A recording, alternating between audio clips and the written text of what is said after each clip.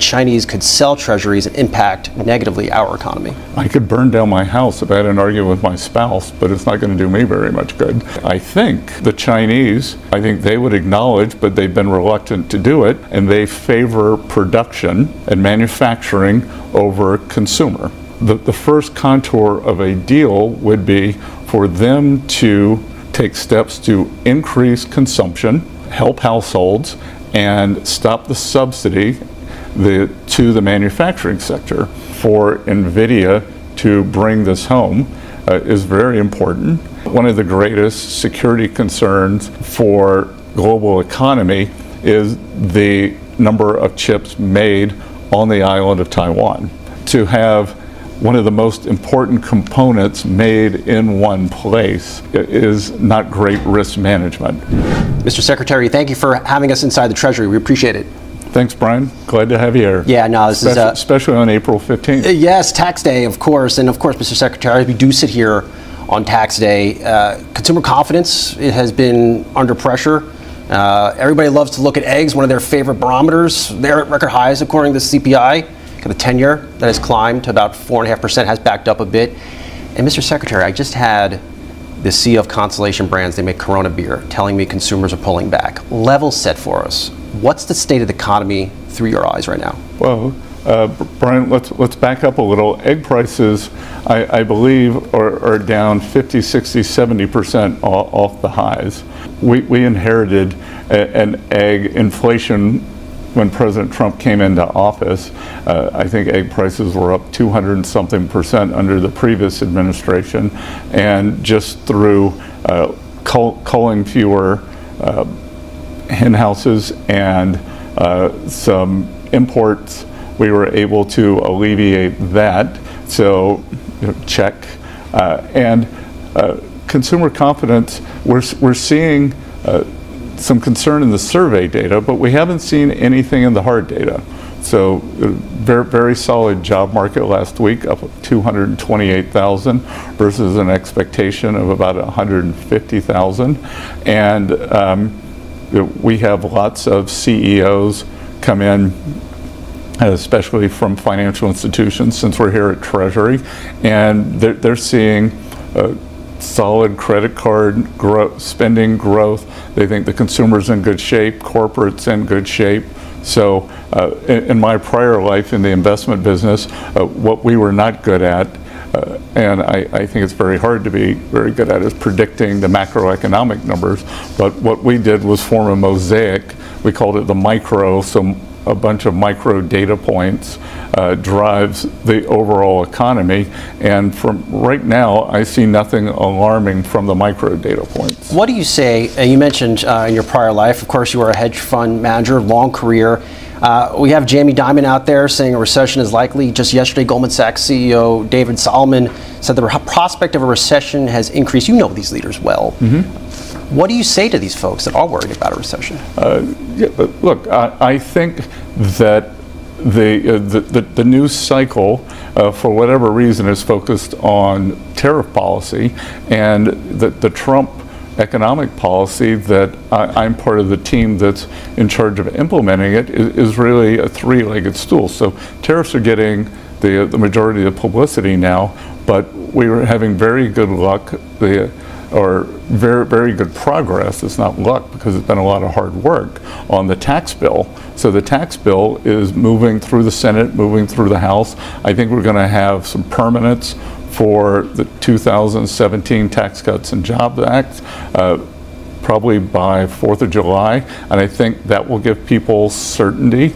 And then the third leg is deregulation. So the tariffs came in quickly, taxes by midsummer, and then we think the deregulation, which could be substantial savings for households, will kick in third, fourth quarters. Why do you think then the likes of Jamie Dimon and David Solomon, why would they be concerned? Look, that's their job, is to be concerned. But again, I think that there is all this chatter on tariffs, and what we're worried about. And I come from Wall Street. I think Wall Street can continue to do great, but we are focused on Main Street, and My cousin who lives in coastal Georgia called me and said, congratulations, the gas here is $1.98. It's below $2 for the first time. So, I think that we've got to look at it kind of on a holistic basis, everything that's going on. There's something called FCI, or Financial Conditions Index, and that's a combination of what's the stock market doing, what are interest rates doing, what's energy doing, what's the currency doing, and financial conditions, they are still in a very good spot. Some experts I've talked to, Mr. Secretary, they acknowledge that gas prices have come down, but they, in the same breath, say that is because the economy has slowed. Where do you stand on that? Well, look, everybody wants to have it both ways. That 2 weeks ago, there were all these stories, and as you know, Brian, that this year I've tried not to talk about the stock market because the stock market is really a long-term proposition, and it's more fun that when it goes up in the short term, less when it goes down, but that people should be in it for the long term, and over the long term, it is the best asset for retail investors. But what I've been focused on is lowering energy prices and lowering the 10-year yield. So 2 weeks ago, 10-year yield hit 3.90, and I said, oh, well, Secretary Bessent's getting what he wanted, but for the wrong reason. Then it popped up last week to 4.50, and it's the end of the dollar, it's the end of the U.S. as a reserve currency, and in my mind, it was just a bunch of over-leveraged speculators who were getting stopped out. So no foreign countries dumping treasuries? We actually saw the opposite last week.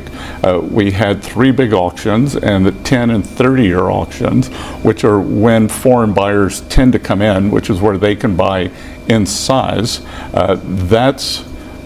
We actually saw very good foreign accumulation of 10-year and 30-year bonds.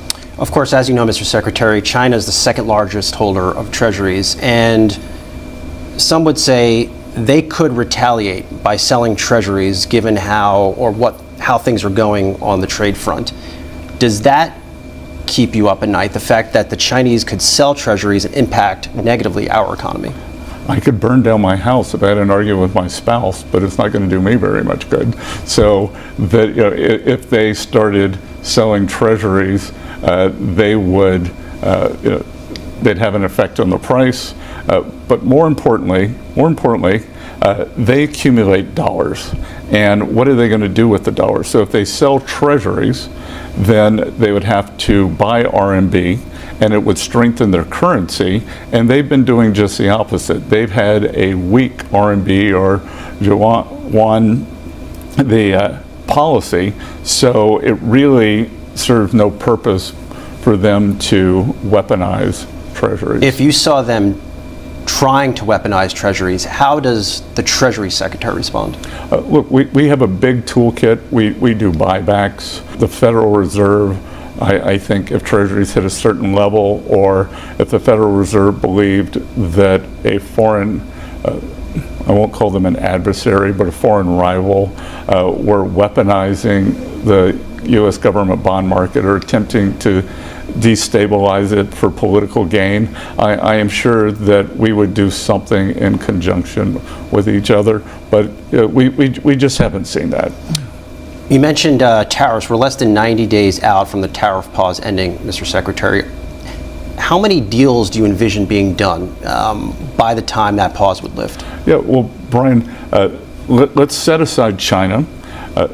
There are 15 large trading partners. We set aside China, there are 14, and we're in rapid motion and setting up a process for the 14 largest trading partners, most of whom have very large deficits. So in 90 days, are we going to have a complete a formal legal document done and dusted? Not likely. But I think if we follow the process, we could have substantial clarity on those 14 away from China in terms of agreements in principle. And then once we reach a level that we've agreed on and they've agreed to lower their tariffs, lower their non-tariff barriers, currency manipulation, and subsidies of industry and labor, then I think we can move forward. Would tariffs still be in place, though, as part of any agreement? Depend on what they have on offer. I'm telling everyone, bring your A game. And also, they should all know, for the big countries, President Trump wants to be involved. What does a first mover get? Well, traditionally, first mover gets the best deal. So I'd encourage everyone to come fast and come with a great deal. Have you talked to your counterpart in China? We did an introductory call a couple of months ago. We haven't spoken since. I'm not sure who from PRC will be. Next week is a big week in Washington. It's the International Monetary Fund World Bank Week. So I know that People's Republic will send someone from finance, probably the PBOC, People's Bank of China governor. So they will be here. I may bump into them. We don't have anything scheduled. How much is the president willing to go beyond 145% tariffs on China, or is that the ceiling? Look, I think no one thinks that these are sustainable over the long run. But with President Trump, I'm not going to give away his negotiating strategy on a widely viewed network like Yahoo. So I think, as with President Trump, he gets maximum strategy because he keeps everything on the table all the time. What I imagine can't help, Mr. Secretary, is that on his trip to Vietnam, China President Xi Jinping said tariffs, quote, are unilateral bullying. I mean, I can't imagine that helps this process at all. Look, also, I think the Chinese trade minister said the tariffs were a joke. And I don't know, maybe Chinese have a different sense of humor than I do, but I don't think there's anything funny about it. But I also don't think there's anything funny about the intellectual property theft that they've done, the blockage that we've had on reciprocal trade with them, the tariffs that they put on, the subsidies that they do for labor, for industry. So I don't see anything funny about it.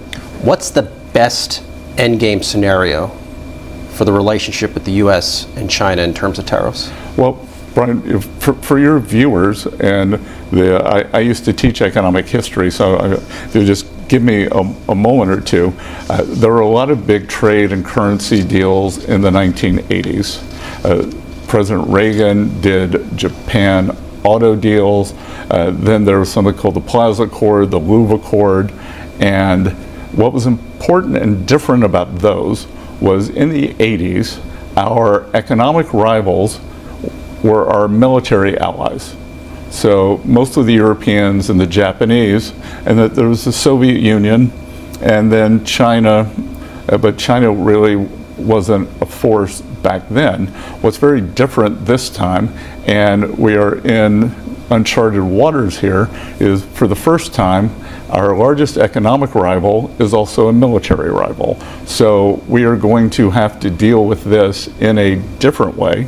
Now, I think that the Chinese, I think they would acknowledge, but they've been reluctant to do it, and every macroeconomist who follows China, who I know, believes that the Chinese need to do a big rebalancing. They are the most unbalanced economy in the history of the modern world, and they favor production and manufacturing over consumer. And relative to their share of world population, relative to their share of GDP, they export more than any other country ever has. So the first contour of a deal would be for them to take steps to increase consumption, help households, and stop the subsidy to the manufacturing sector. And so, a a good deal would look like they rebalance toward more consumption, less state-subsidized manufacturing. In the U.S., we have a bit less consumption, and we bring back a manufacturing base, and that could work very well together in a symmetric way. But we haven't seen any interest on their side to do that. Sounds like a lot needs to be done, Mr. Secretary, to reach a deal with China. Look, these are two big economies. I think the good news at the end of the day is that President Trump, Chairman Xi have a lot of respect for each other. They've been in contact before, and they've done deals together. The market has gotten excited because certain electronics will be excluded from tariffs. That exclusion, did that come about after a conversation with Apple CEO Tim Cook? I wasn't on the exclusion. Now, Apple has said, specifically Tim, that it's hard to make products in the U.S. I believe it was a 2015 interview, in part because the skills aren't here to make these iPhones and make them profitably. New report out of Woodbush Securities, Mr. Secretary, suggests if an iPhone is built in the U.S., it costs $3,500. Would that be acceptable to the administration? Look, I haven't seen any of that, and I know Apple's been moving quite a bit of their supply chain into India, and I also think you don't need a PhD in mechanical engineering to assemble an iPhone. So I'm not sure why Tim Cook says that the skills aren't here. But the prices to make it would still cost more, and they would have to, and Apple would have to train. It's not, they can't open a factory overnight. Of course not. Of course not. So over time, they'll move their supply chains, and they've been moving out of China for a long time. We've seen a lot of manufacturing move to Vietnam, move to India. How important was it to get news that NVIDIA is going to spend $500 billion here to make AI supercomputers? NVIDIA, I believe, has 98%, which is incredible, of the upper end chip market. And I think that for NVIDIA to bring this home is very important. And one of the greatest security concerns for global economy is the number of chips made on the island of Taiwan. To have one of the most important components made in one place is not great risk management. But you could say that about anything. Like you wouldn't want anything, you wouldn't want to source just one thing from one place, especially when the whole world runs on it. I mean, imagine that if Abu Dhabi were the only place in the world that pumped oil. It's the equivalent of that. I talked to a lot of CEOs, Mr. Secretary, especially over the past 2 months, and these are their words, not mine. They have told me their businesses have started to fall into chaos. They can't plan for the next 5 to 10 years. They are now considering cutting back on marketing and how many people they're hiring. What's your message to these very large CEOs? They hold the economic purse strings in many respects that are having difficulty understanding what the administration is doing. Well, again, as I said, I think we're going to have a lot more clarity on tariffs, and I assume the reason you're asking me the question is because they have that view on tariffs, but we're going to have a lot more clarity on the way forward over the next 90 days, and then they'll also have clarity on tax and excuse me, on deregulation. I remember in 2017, I heard a lot of the same things because the tax deal wasn't done until right before Christmas in 2017, and it was the same thing. We can't plan, we can't do this, we need clarity. So we're going to have clarity on tax, we're going to have clarity on deregulation, and I think over the next 90 days it won't be finished, but we will have much more clarity on tariff policy. You're also working very hard on taxes and President Trump's economic agenda and, as it pertains to the tax plan. How will the tax plan help someone making less than $100,000 a year? Well, I think it depends on what they do, but or their age. But if you think about no tax on tips, no tax on Social Security, no tax on overtime, we're going to go back to deductibility of auto loans if it's an American car, which when I bought my first car in the 80s, you were able to deduct auto loans. So people could take advantage of that. I think we will also see the surety of this staying in place, because what really fueled a lot of the economic growth during President Trump's first term was the full expensing of equipment by corporates. We're planning on full expensing of new factories also. So that's how we want to bring back manufacturing. You can write off the cost of your factory and the cost of your equipment in 1 year. And during President Trump's first term, because of these economic incentives and the private sector hiring, as opposed to what we saw from the previous administration, that we saw the real wage growth. And it was very substantial. It was higher for hourly workers and supervisory workers. We saw the bottom 50% of households' net worth increase faster than the top 10%. So, I think we could expect that again. Are you okay with letting tax breaks on the wealthy expire? I think that we're looking at everything. We're looking at a range of revenue raisers, and I'm not going to get out ahead of the president, which is always a bad idea, and we'll see where the president comes down on that. Lastly, Mr. Secretary, I know financial literacy is near and dear to your heart, and I think a lot of Americans have a lot of stuff coming at them, whether it's stock prices, stock price volatility, movements in the bond market. How can they go about becoming better investors? Well, I think the more you read, the more you are informed. But I think the most important thing, what I've noticed, that there's a whole range of financial advisors now, and who are willing to educate you, very, very reputable, from some of the biggest firms. But I think the most important thing that households can do in terms of financial literacy is understand your goals and understand the products that you're invested in, and kind of do a gut check and rate your personal risk tolerance. And obviously, a young person should have higher risk tolerance and a longer horizon. If you're getting closer to retirement, then your risk tolerance should be lower.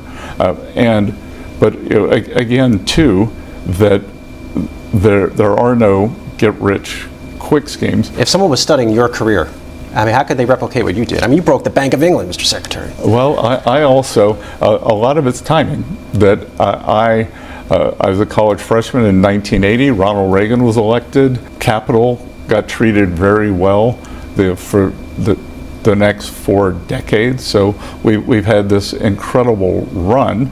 But again, to the extent I had a strength in my business, it was always risk management. I was thinking, what amount of risk am I willing to take? What amount of risk are my investors willing to take? And you always want to be on your front foot. You always want to understand everything you're doing. You want to think about one big component of financial literacy is the household debt level. What amount are you able to save for a rainy day fund? But again, it all comes back to what are your goals? What amount of liquidity do you want? What are your personal circumstances? Mr. Secretary, thank you for having us here inside Treasury. We really appreciate the time, and good luck on your work. It's very